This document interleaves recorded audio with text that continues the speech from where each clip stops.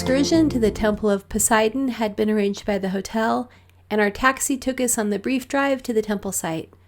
After stopping for a moment to exchange our tickets at the booth, we hiked up the path to the monument. I've been to both the Acropolis in Athens as well as the Acropolis of Lindos on the island of Rhodes, and while they were both a bit more magnificent, this site is much less crowded and much easier to hike to.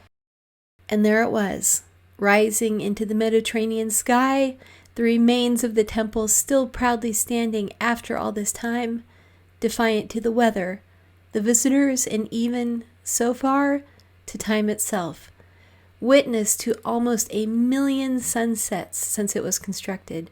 It's seen people from all over the world visit and hosted explorers, travelers, sailors, celebrities, and heads of state over all of those years.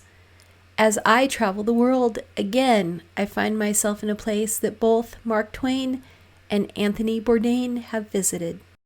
I stood there for some time, despite the heat, and I tried to imagine what this place had looked like so long ago.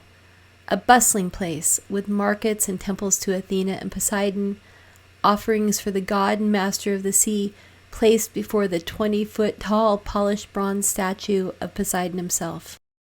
It was a strategic sanctuary built on the ruins of another temple around 700 BC, and it provided clear lines of sight into the ancient shipping lanes to Piraeus. The temple and its colonnades can also be seen from quite a distance offshore, providing a landmark for merchant sailors as well as the Athenian military navy.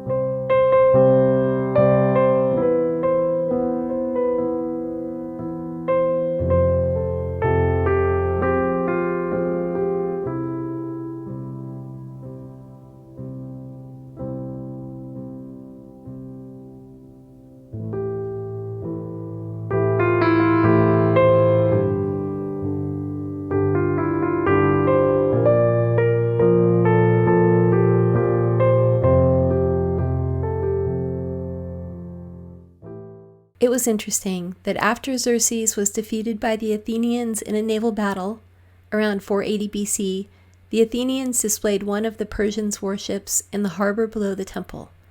I tried to imagine it, in these waters, about 2,500 years ago, the same waters where, just the day before, I had spent the afternoon swimming in the sea. I took one last look at this special place, then a quick stop at the gift shop before we headed back to the resort and our shaded villa. Cape Sounion is a magically interesting place with a wealth of history. I hope to return someday when I have more time to explore.